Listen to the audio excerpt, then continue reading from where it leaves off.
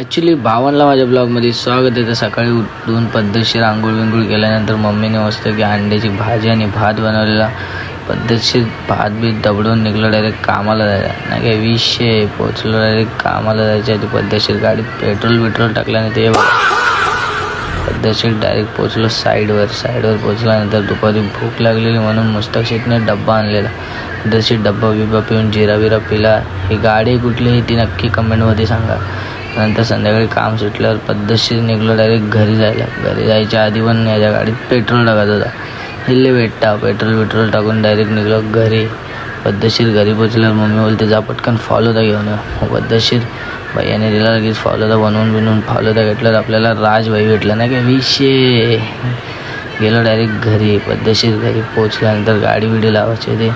गाडी बिडी लावून घेतल्याने लगेच मग मम्मीच्या हातात फालुदा द्यायचं होतं. ते पण लगेच मम्मीला फालुदा दिला. मम्मीने मस्त की अंडे बिंडे बनवलेले. पद्धतशीर अंड्याची भाजी पद्धतशीर डायरेक्ट दबडवली आणि डायरेक्ट झोपून गेलो. असेच ब्लॉग बघायसाठी फॉलो नक्की करा भाऊनो. बाय.